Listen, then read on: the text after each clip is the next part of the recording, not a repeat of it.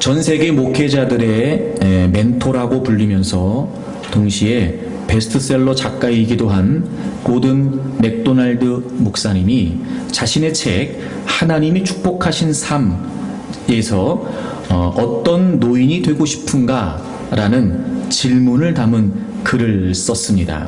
어떤 노인이 되고 싶은가, 책의 일부분입니다. 머릿속에 맨 처음 떠오른 단어는 감사라는 단어였다. 그들은 모두 감사하는 사람이다. 그들의 대화, 그들의 서신, 사건에 대한 그들의 반응은 하나같이 감사가 그 특징이다. 그들은 누군가가 자기들을 위해 하는 일을 금방 알아차린다. 그리고 그 사람에게 그가 타인의 유익을 위해 행동했다는 사실을 얼른 알려준다. 감사의 특성은 건강한 영혼의 핵심을 이룬다. 감사를 하려면 무심코 지나칠 수 있는 일들도 놓치지 않는 예리한 눈이 필요하다. 내 명단에 오른 노인들에게는 그런 눈이 있다. 그래서 그들은 좋은 건강과 새로운 기회들을 주시는 하나님께, 사랑을 다하는 배우자에게, 격려와 우정을 베푸는 친구들에게, 그리고 자신을 찾아와 힘을 얻고 가는 젊은이들에게 늘 감사하다는 말을 잊지 않는다. 그는 가장 고상하게 나이 들어가고 있는 어른들의 모습을 그리면서 그 첫 번째 특징으로 감사를 꼽고 있습니다. 그렇습니다, 여러분. 감사는 인격의 성숙을 나타냅니다. 그런데 이 감사는 인격의 성품만이 아니라 신앙의 성품 또한 감사로 알 수 있습니다. 앞선 시대를 믿음으로 살았던, 그래서 우리에게 본받을 만한 성숙한 믿음을 보여줬던 신앙의 선배들 역시 감사하는 삶을 살았습니다. 그런 걸 보면 감사는 인격의 성숙만이 아니라 믿음의 성숙의 척도가 되는지도 모르겠습니다. 다윗이 그랬습니다. 그의 시편이 증명이라도 하듯 그는 늘 하나님께 받은 은혜를 일일이 나열하면서 감사하는 것을 볼 수 있습니다. 시편 103편에 보면 내 영혼아 여호와를 송축하며 그 모든 은택을 잊지 말지어다, 이렇게 고백을 해요. 자신이 자신에게 스스로 고백하는 거죠. 하나님께서 베푸신 이루다 헤아릴 수 없는 은혜들을 잊지 말자는 겁니다. 다니엘이 그랬습니다. 다니엘의 모든 삶의 모습들이 우리의 믿음에 도전이 되는 건 분명하지만 특히 저는 가장 감동적인 대목이 다니엘 6장의 내용입니다. 여러분이 잘 아시는 것처럼 다니엘이 믿음을 지키기 위해 계속해서 기도를 한다면 사자굴에 던져져서 죽임을 당할 수밖에 없는 상황을 맞게 됩니다. 그것이 어떤 현상이고 그래서 자신이 앞으로 어떻게 될 것인지에 관해 모르지 않았던 다니엘은 자신이 죽을 걸 알고도 기도했다고 성경은 기록하지요. 그리고 다니엘 6장 10절 맨 마지막에 보면 그가 그렇게 알고 죽을 것을 알고도 기도하면서 하나님께 감사했다, 이렇게 돼 있어요. 이제 그가 기도하는 게 발각되면 죽는 거거든요. 근데 그것도 감사했다는 거예요.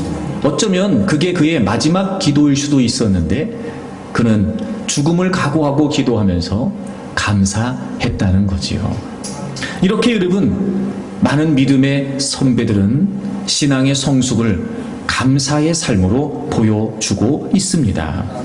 그런데 무엇보다 우리가 이 감사의 성품을 배워야 되는 가장 중요한 이유는 그 감사가 바로 예수님의 성품이기도 했기 때문입니다.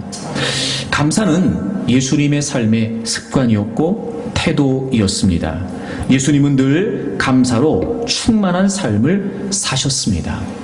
예수님의 성품을 닮아야 하는 우리 모든 그리스도인들에게 감사가 중요한 이유가 바로 여기에 있습니다. 오늘 우리가 함께 읽은 본문의 내용은 우리가 예전부터 잘 알고 있는 말씀의 내용이기도 합니다. 오병이어 보리떡 5개, 물고기 2마리. 당시 어린 아이가 한 끼를 해결할 수 있는 정도의 식사 양이었습니다. 남자만 5,000명이 먹고 학자들의 추정에 의하면 전체 한 2만여 명의 사람이 될 거다 이렇게 추정을 하는데요. 그렇게 배불리 먹고 12광주리가 남은 정말 상상할 수 없는 기적의 이야기가 오늘 본문에 기록되어 있습니다. 그런데 여러분, 이 놀라운 역사의 중심에 바로 예수님의 감사가 있었다는 겁니다. 오늘 본문 41절을 보겠습니다. 예수께서 떡 5개와 물고기 2마리를 가지사 하늘을 우러러 축사하셨다 이렇게 돼 있어요.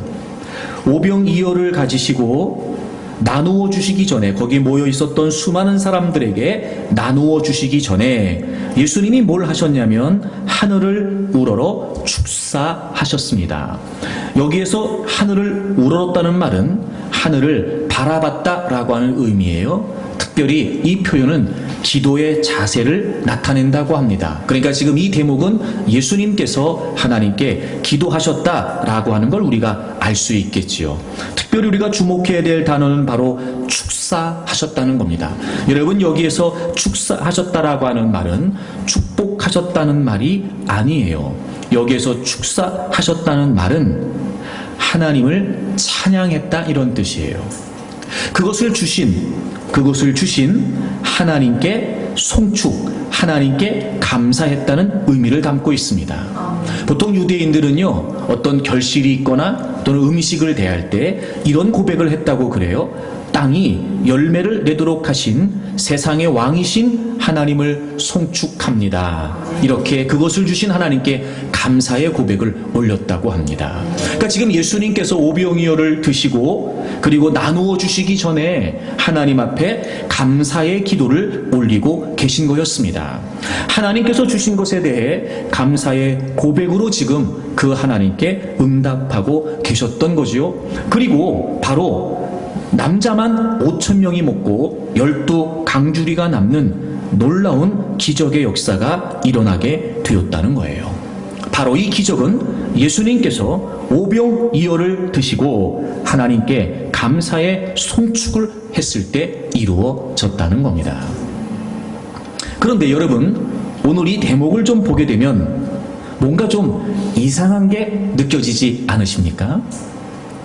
우리의 감사 기도와는 뭔가 좀 다른 점이 있다는 생각이 들지 않으십니까?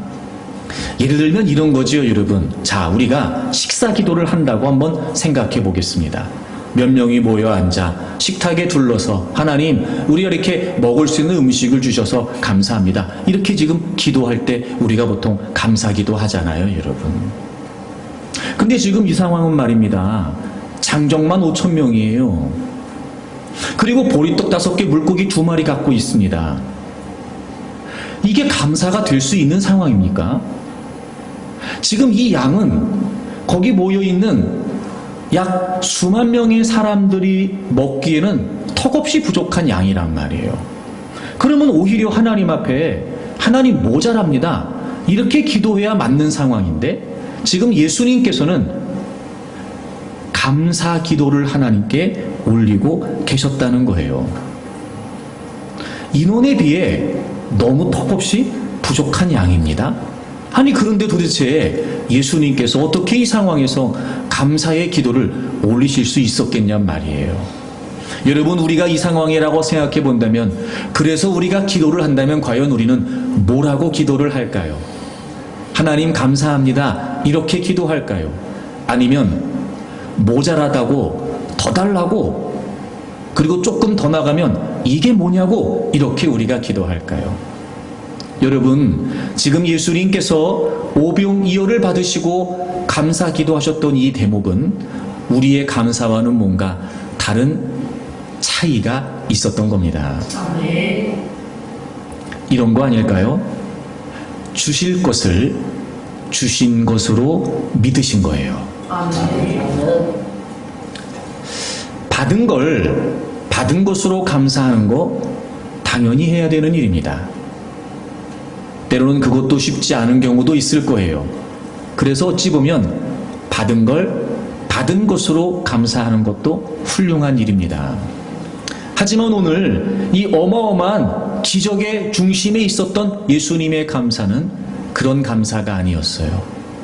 주실 것을 주신 것으로, 앞으로 받을 것을 이미 받은 것처럼, 아직 받지 않았지만 반드시 주실 것이라는 확신을 가지고, 그리고 하나님께 감사의 고백을 올려드렸다는 거예요. 그렇습니다, 여러분. 마땅히 받은 걸 받은 것으로도 감사해야 되지요. 하지만 예수님을 닮아 살아가야 되는 우리는 이 예수님의 감사도 본받아야 되리라고 믿습니다. 우리가 지향해야 되는 감사의 모습은 주신 것을 주신 것으로 감사하는 것을 넘어서서 주실 것을 주신 것으로 감사하는 보다 성숙한 감사의 모습이 우리에게 있기를 원합니다. 그러면 하나님은 그 감사를 통해 더없이 놀랍고 상상조차 하지 못했던 풍성한 역사들을 베풀어 주실 수도 있습니다. 그래서 어쩌면 감사가 더 삶을 아름답게 가꾸어주고, 그래서 어쩌면 감사가 우리의 삶을 더 풍성하게 한다고 이야기하는지도 모르겠죠. 여러분, 주실 것을 주신 것으로 믿고 감사할 수 있는 여러분들이 되기를 바랍니다. 지난 6개월 동안을 우리가 오늘 하나님께 감사합니다. 그리고 이제 올 한 해 남은 6개월 걱정도 있고 염려도 있을 겁니다. 야, 6개월 살아보니까 만만치 않네. 야, 남은 6개월은 또 어떻게 살아가야 될까? 아마 여러분, 이제 우리가 남은 6개월 살아야 됩니다라고 얘기하면 퍼뜩퍼뜩 떠오르는 고민거리들, 걱정거리들이 다 여러분에게 있으실 거예요. 그렇게 여러분, 막연한 긍정을 기대할 수 없는 것이 우리의 삶의 나날인지도 모르지요. 하지만 여러분, 주님이 감사하셨던 것처럼 주실 것을 주신 것으로 좀 감사하겠다, 이렇게 다짐하고 이제 남은 6개월을 좀 우리가 시작했으면 좋겠습니다. 그리고 하나님께서 정말 우리 모두에게 은혜를 베풀어 주셔서 이런 오병이어의 기적 같은 역사들이 여러분의 삶의 현장에, 또 가정에, 또 우리 교회 공동체 안에 나타나게 되기를 간절히 사모합니다. 그렇다면 여러분, 주실 것을 주신 것으로 감사했다는 게 과연 어떤 의미겠느냐? 이게 그냥 막연히 주실 것을 믿습니다, 이런 맹목적인 믿음이었겠는가? 여러분, 그렇지 않습니다. 주실 것을 주신 것으로 믿는다는 건 지금 믿고 지금 감사하는 거거든요. 그러니까 이런 거예요, 여러분. 주실 것을 주신 것으로 감사한다는 건 지금 감사하는 걸 의미해요. 지금 감사하는 걸 의미해요. 그래서 여러분, 이 주님의 감사의 비밀을 좀 몇 가지 여러분과 말씀을 나누려고 합니다. 첫째, 자 38절을 좀 보실까요? 오늘 본문 38절을 보시면 배경은 이렇습니다. 늘 예수님이 가시는 곳마다 많은 무리들이 따랐지요. 예수님은 그들을 불쌍히 여기셨고, 그래서 예수님은 가르치시고 전파하시고 고치시기도 했어요. 어느 지역이라고는 되어 있지 않은데 빈들이라고 되어 있고, 날도 저물어 간다는 걸 보면 이제 예수님이 말씀을 하시고 점점 이제 날이 어두워져 가고 있었던 것 같아요. 아직까지 식사를 해결하지 못한 상황이었던 것 같습니다. 그래서 37절에 예수님께서 그래서 36절에 보니까 제자들이 예수님께 이렇게 말씀을 드려요. 저기 예수님, 이제 사람들이 배가 고플 때가 됐습니다. 그러니 마을로 내려가서 먹을 걸 좀 사 먹게 해야 되지 않겠습니까? 이렇게 요청을 드려요. 그랬더니 예수님께서 37절에 너희가 먹을 것을 주라, 이렇게 말씀하시는 거예요. 너희가 먹을 걸 주라는 거예요. 제자들이 깜짝 놀란 겁니다. 이게 지금 한두 명, 대여섯 명 모여 있는 것도 아니고 장정만 5천 명이 있는데 말입니다. 어떻게 제자들이 먹을 걸 다 공급해 줄 수 있겠냔 말이에요. 그래서 제자들이 얘기해요. 우리가 다 먹으려면 200데나리온의 떡을 사다가 먹여야 된다는 거예요. 여러분, 제가 설명을 드렸습니다만 당시에 한 데나리온은 하루치 노동자의 품삯이에요. 그러니까 200데나리온이면요 200일치의 일당인 거예요. 그러니까 이건 작은 액수가 아니죠. 그러니까 그만큼 많은 사람들이 모였기 때문에 이렇게 많은 돈을 가지고도 사실은 어렵다는 거죠. 우리 같으면, 요즘 같으면 여러분 여러 군데 마트를 가가지고 많은 양도 사올 수 있지만 이 당시는 그렇지 않을 거라는 걸 우리가 충분히 짐작할 수 있잖아요. 그러니까 어찌 보면 이런 거예요. 200데나리온은 많은 그런 돈도 필요하고, 설사 그 돈을 갖고 있다 할지라도 이 많은 사람들이 먹을 수 있는 양식을 사서 먹인다는 건 이제 불가능하다는 거죠. 그래서 이 빈 들에서 그렇게 큰 무리에게 음식을 먹인다는 건 현실적으로 불가능하다는 걸 제자들이 말씀을 드려요. 그때 38절 보세요. 38절 예수님이 이렇게 말씀하세요. 너희에게 떡 몇 개나 있는지 가서 보라는 거예요. 그래, 그러니까 이런 거죠. 주님이 나도 다 알아. 내가 몰라서 그러겠냐. 야, 일단 너네 뭐부터 하냐면 너네 있는 게 뭔지 살피라는 거예요. 너희에게 떡이 몇 개가 있는지 보라는 거예요. 그리고 알아보고 왔더니 떡 5개, 물고기 2마리가 있습니다 라고 제자들이 말한 거예요. 여러분, 오늘 이 예수님의 주실 것을 주신 것으로 감사했던 감사가 어떻게 시작된 거냐면요, 있는 것으로 시작한 거예요. 있는 것으로. 있는 것. 있는 것을 있다라고 시작한 거예요. 있는 것이 있다. 있는 것이 있다. 제자들은 딱 봐도 도저히 이 많은 사람들에게 먹을 것을 줄 수 없다고 생각한 거예요. 근데 예수님은 그들의 시각을 바꾸십니다. 야, 너네 있는 거 뭐냐, 있는 거. 너네 뭐 있는지 한번 찾아봐. 야, 너네 떡이 몇 개 있는지 한번 찾아봐. 그리고 제자들이 찾아보니까 있는 게 있었어요, 여러분. 있는 게 있었어요. 떡 5개, 물고기 2마리가 있었던 거죠. 예수님께, 예수님 떡 5개 하고요, 물고기 2마리 있습니다, 이렇게 얘기한 거죠. 그리고 주님이 그걸 받으시고 감사하셨고, 그리고 상상할 수 없는 기적이 일어나게 된 거였어요. 주실 것을 주신 것으로 감사합니다. 여러분, 이게 무슨 의미냐면요, 있는 걸 있다고 하는 거예요. 있는 걸 있다고 하는 거예요. 다시 말해, 있는 그대로. 없다고 말하지 말고 있다고 얘기하는 거예요. 물론 여러분, 이럴 수 있습니다. 지금 이 상황에 보리떡 5개, 물고기 2마리, 제가 서두에 말씀드렸던 것처럼 당시에 어린 아이 1명이 식사할 수 있는 적은 양이죠. 어찌 보면 그 많은 사람들에게 보리떡 5개, 물고기 2마리는 없는 것과 마찬가지일 수도 있어요. 이건 없는 거죠. 이건 있는 게 아니에요. 그 상황을 생각해 보면 이건 있는 게 아니고 분명히 없는 거예요.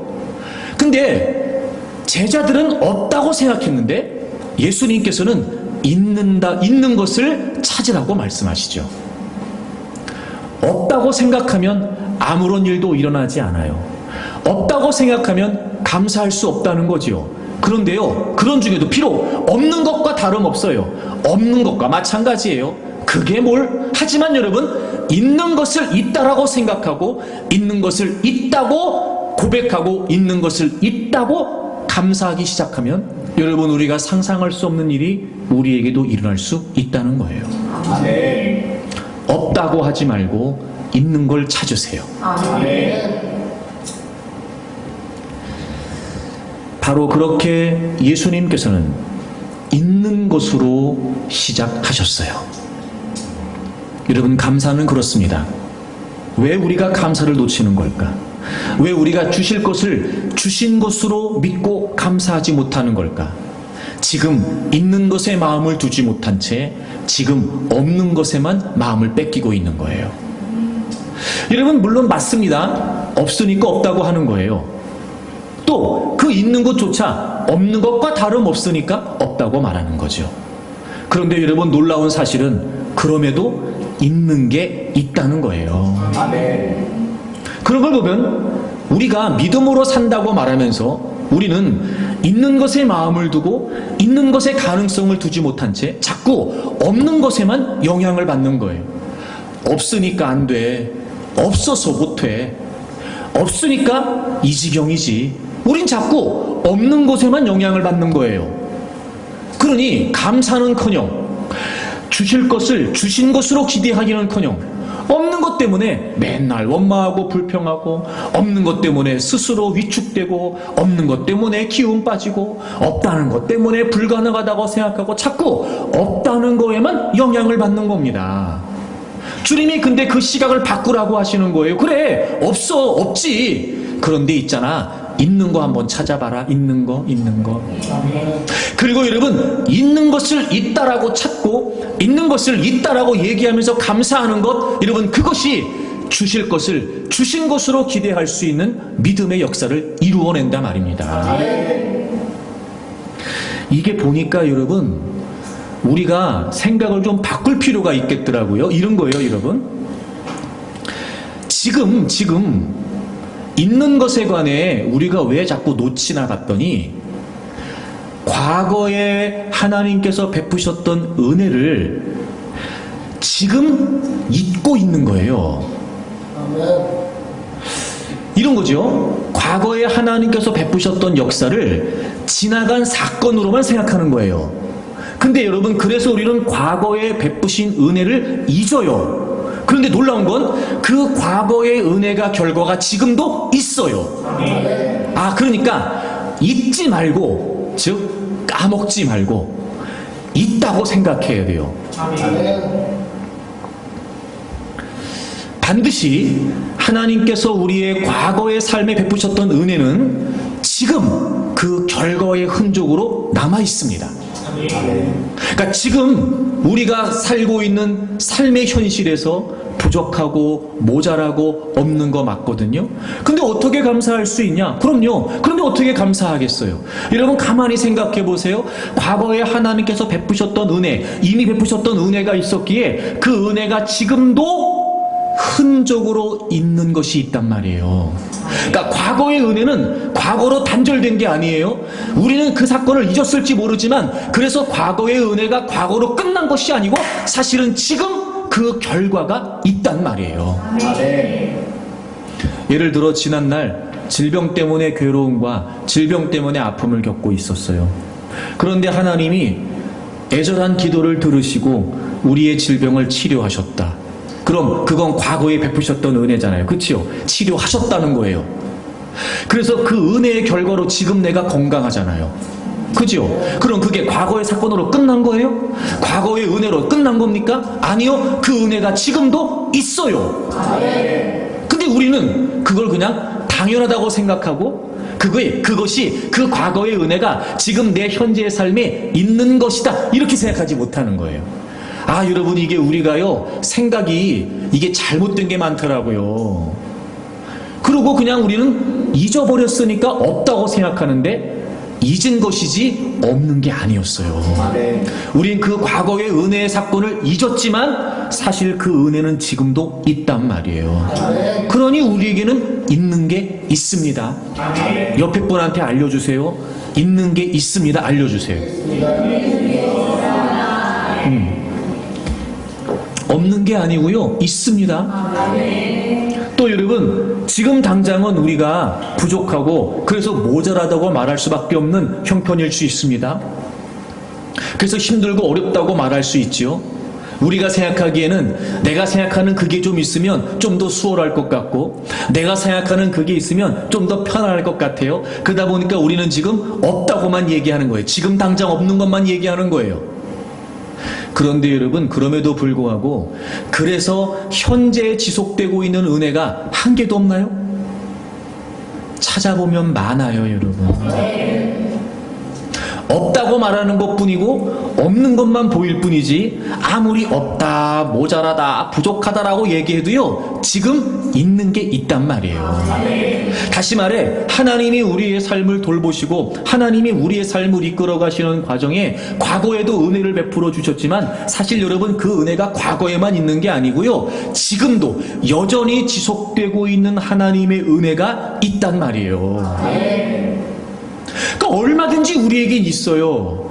과거의 은혜가 있었고, 과거에 베푸셨던 은혜가 있었고, 현재 지속되는 은혜가 있어요. 그러니 우리는 어떤 상황에서도 주실 것을 주신 것으로 기대하고 감사할 수 있단 말이에요. 그러니까 제발 여러분 이제부터 우리의 시각을 없는 것에 자꾸 얽매이지 말고 우리의 시각이 없는 것에만 얽매일 것이 아니라 있는 것에 마음을 두기 시작하면은요.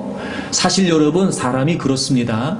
이 시각이 바뀌면은요 사람이요 마음이 바뀌어요. 마음이. 그 참 희한한 건 막 없다 했다가도요 있는 걸 찾으면은요 여러분 괜히 사람이요 막 힘이 생기는 것 같고 괜히 막 아무것도 아닌 것 같아도 그게 든든하게 느껴진다니까요. 왜 그럴 때 있잖아요, 여러분. 막 혼자 그 어려운 문제 때문에 전전긍긍하고 막 그렇게 막 힘들어서 고민하고 막 그럴 때는요 막 마치 자기 혼자밖에 없는 것 같아요. 막 내가 제일 힘든 것 같고 막 나만 막 이 고생하는 것 같고 막 그러다가 여러분 잠깐 여러분 이렇게 옆에 주변을 둘러보면서 예를 들어 가족들을 아내를 남편을 부모를 자녀를 이렇게 돌아보기도 하고 또 여러분 다른 주변의 지인들을 돌아보기도 하고 그러면은요 그 사람들과의 관계 속에서 있잖아요. 때로는 그 문제는 여전히 나에게 괴로움이지만 내 옆에 나와 함께하는 그들이 있다는 것만 생각해도 힘이 날 때가 있다니까요, 여러분. 응? 주변하고 별로 다 관계가 안 좋으세요? 그쵸. 그럴 때 있죠, 여러분. 그럴 때. 괜히 말입니다. 괜히 막 혼자 막 이렇게 인상 쓰고 막 고민하고 복잡하게 막 그러고 있다가요. 그냥 갑자기 애들이 여러분 문 열고도 엄마! 그러고 활기차게 뛰어들어오는 것만 봐도 괜히 막 힘이 생길 때가 있어요. 그래, 맞다. 그래, 저것들이 내가 살 이유지. 그리고 여러분, 괜히 막 사람이 말입니다. 막 어떨 때는요, 이게 무슨 여러분 갱년기도 아니고 혼자 괜히 뭉클하기도 하고 막 그러면서 아유, 내가 지금 이럴 때가 아니지. 이럴 때, 있어요, 없어요, 여러분? 그런 거 보면 여러분 우리가 너무 없다는 거에만 영향받는 거예요 지금. 여러분 저는 그렇게 믿습니다. 오늘 우리가 한 해의 절반을 함께 하신 하나님께 감사하는 마음으로 감사의 예배를 드리고 이제 남은 6개월을 주실 것을 주신 것으로 감사하면 좋겠어요? 여러분 우리가 결단해야 됩니다. 어떻게 하면 되냐면 하나님 이제부터는요 없는 것 때문에 제가 약해지지 않겠습니다. 하나님 제가 없는 것 때문에 제가 기운 빠져 살지 않겠습니다. 하나님 제가 있는 것 찾겠습니다. 있는 것.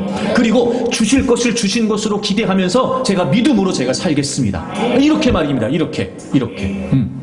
과거에 지속되는 과거에 하나님께서 베푸셨던 그 은혜 지금도 여러분 있다는 걸 잊지 마세요. 그 은혜의 결과가 삶의 흔적이 반드시 있으니까 찾으세요. 여러분 찾으세요.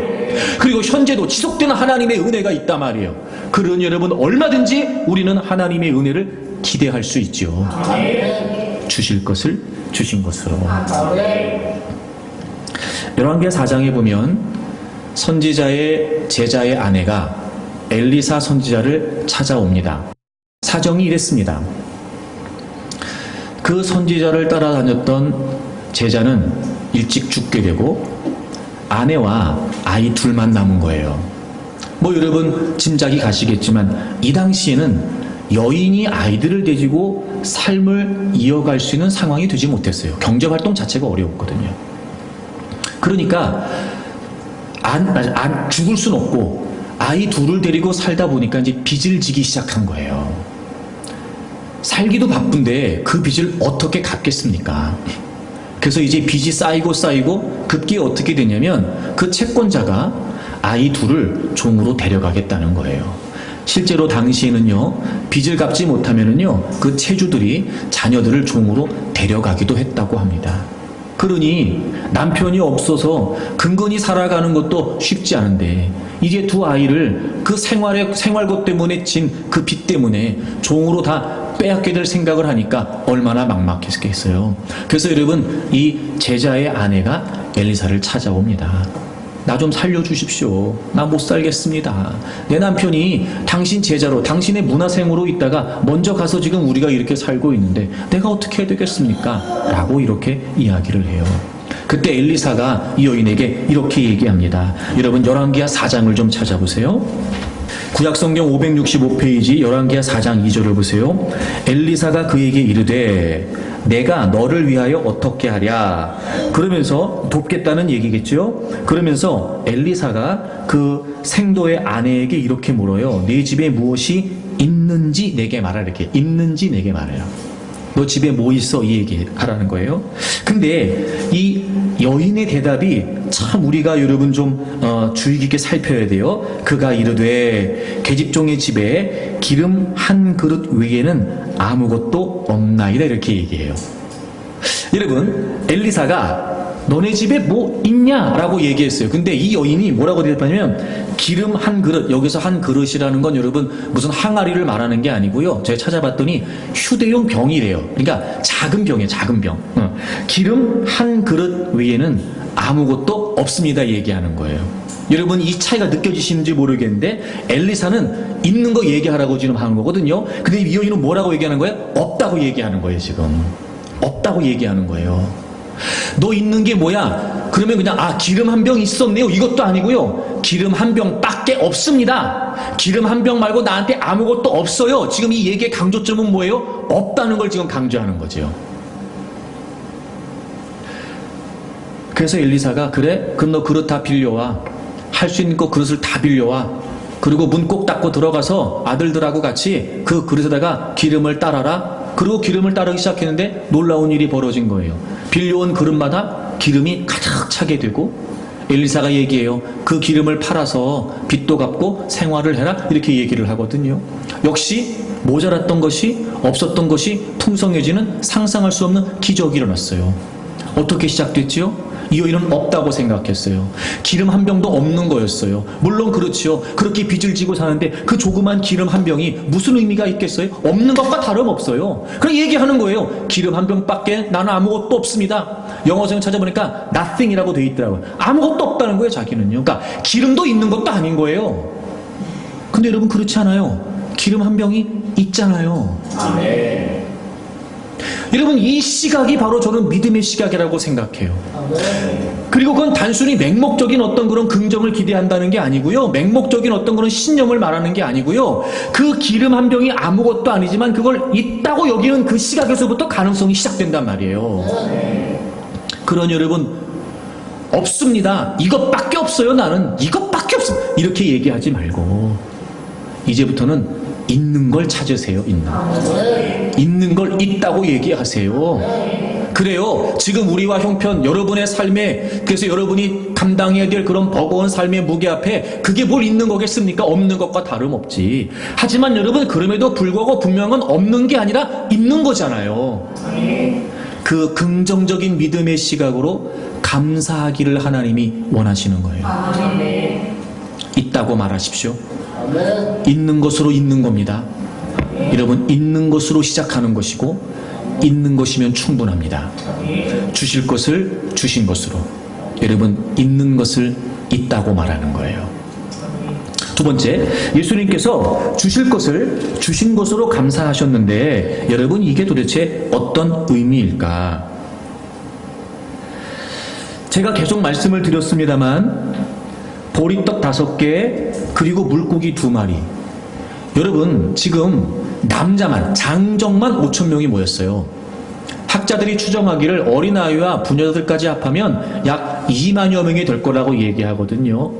그 2만여 명이 있는 그 자리에서 보리떡 5개하고 물고기 2마리는 정말 적은 거예요. 근데 예수님께서는 그걸 받으시고 하나님께 지금 감사하시잖아요. 그리고 상상할 수 없는 기적이 일어나요. 모두가 배불리 먹고 12광줄이나 남았다는 거예요. 여러분 주실 것을 주신 것으로 감사했다는 게 무슨 말일까? 있는 걸 있다고 말하는 거예요.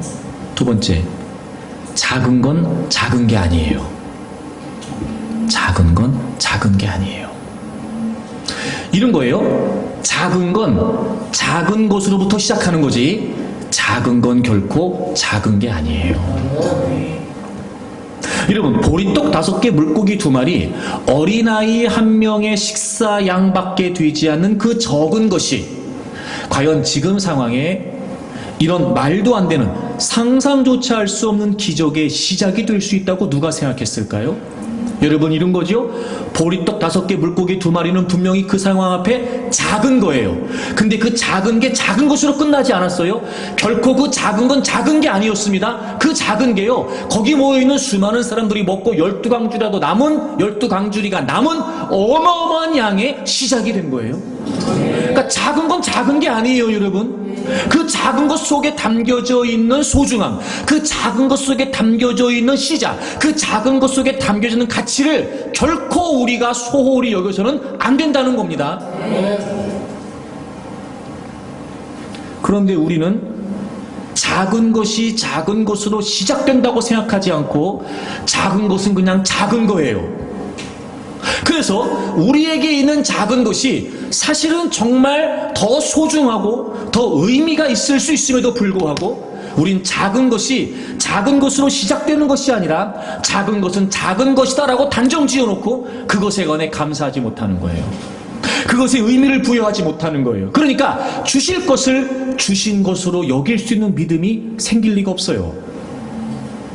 사랑하는 여러분, 남은 6개월을 우리가 감사하며 살기를 원합니다. 늘 하나님께서 베푸실 그 은혜를 우리가 베푸신 것으로 여기고 모든 삶의 현장에서 감사하기를 원합니다.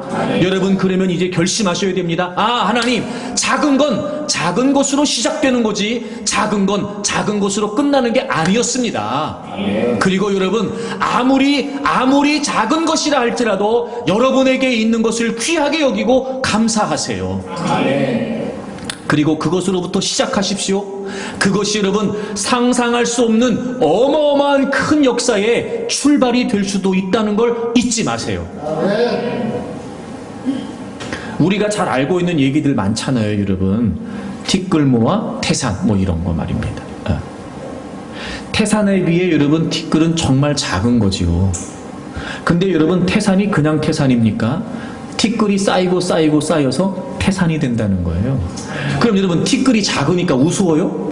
아니 그렇지 않다니까요, 여러분. 티끌이 작으니까 아무 소용이 없어요? 아니 그게 아니라니까요, 여러분.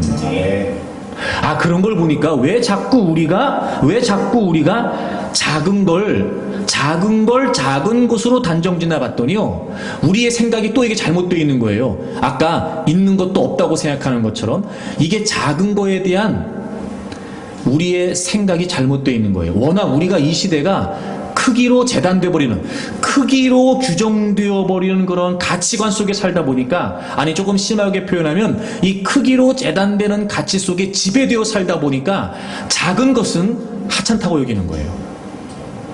작은 것은 별 볼 일 없다고 생각하는 거예요. 그래서 심지어는 어떤 상황에서는 작은 건 소용없다고 생각해요. 고려조차 하지 않습니다. 그래서 점점 이제 작다는 건 그냥 작은 것일 뿐인데 이제는 이 작다는 게 아무 소용없는 무의미한 것이 돼버렸어요.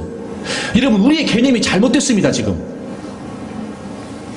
그런데 사실은 절대로 그렇지 않습니다.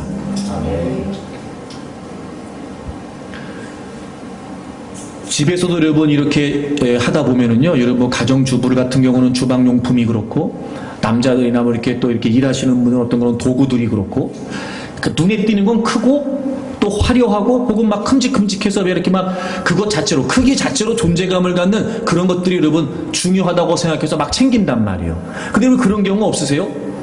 정말 조그만 거 하나가 없어가지고 막 온 집안을 발칵 뒤집는 겁니다. 그 작은 거 하나 찾으려고 막 그냥. 그냥 여러분 늘 그렇게 그냥 발에 이렇게 눈에 보이게 이렇게 굴러다니는 거, 큰 거 뭐 이런 것들은 그냥 여기 있네. 그런데요, 작은 거 눈에 잘 띄지 않잖아요. 그러니까 원래는 사실 더 작은 걸 중요하게 여기서 잘 보관해야 되는데 우리가 그러지 않거든요. 그러면요, 결정적일 때 그거 하나 필요할 때가 있다니까. 결정적인 조그만 못이 하나 필요하다든지, 조그만 나사 하나가 필요하다든지. 난 이제 주방 쪽은 잘 모르니까 하여튼 뭐 여러분도 그런 거 있을 거 아니에요. 여자분들도 뭐 이렇게 조그만 그 뭐 하나가 정말 절실히 필요한 뭐 그런 거 말입니다, 여러분. 막 큼직큼직하게 뭘 옮기려면 큰 숟가락도 필요하고 큰 집게도 필요하지만 여러분, 눈썹 뽑고 끓을 때 여러분 집게로 뽑냐고, 큰 걸로, 조그만 걸로 뽑지. 그러니까 그거 필요하잖아요, 여러분, 그거. 그죠, 여러분?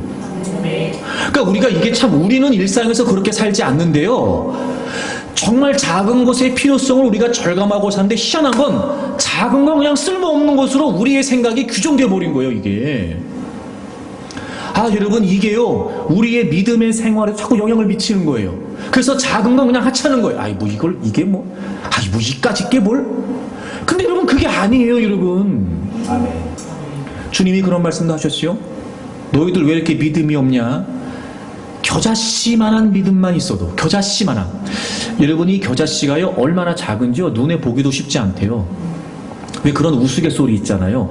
어떤 목사님이 그래서 성지순례를 다녀오면서 겨자씨를 사오셨대요. 교인들 다 보여주려고. 그래서 이제 여러분 이게 겨자씨입니다. 자 보세요. 그리고 그거 보려고 몇 사람이 모였는데 콧김에 겨자씨가 다 날아가 버렸대요. 그렇게 작대요 겨자씨가 여러분. 그렇게 작답니다. 근데 주님 말씀하시는 거예요. 그런 겨자씨만한 믿음이 있어도 산으로 옮긴다니 말입니다. 여러분 작은 건 작은 걸 뿐이에요. 작은 것일 뿐이에요. 작은 건 작은 것으로 시작되는 거지 결코 크다 작다로 규정되는 건 아니란 말이에요. 그러니 여러분 우리에게 있는 작은 것들, 여러분에게 있는 작은 것들, 그거 작다고 무시할 게 아니고요. 그 작은 게 여러분의 삶에 어마어마한 가능성이 될 수 있단 말이에요. 저는 이 작다라고 생각하면서 그런 생각을 해봤어요. 왜 우리가 그럴 때 있잖아요. 때로는 막 이렇게 다른 사람들 앞에서 막 당당하고 싶고, 그래서 막 이렇게 막 좀 있는 척하고 막 이러다가 우리가 확 쪼그라든 때가 언제냐면요. 나도 내가 싫어한 그런 단점이 노출될 때예요.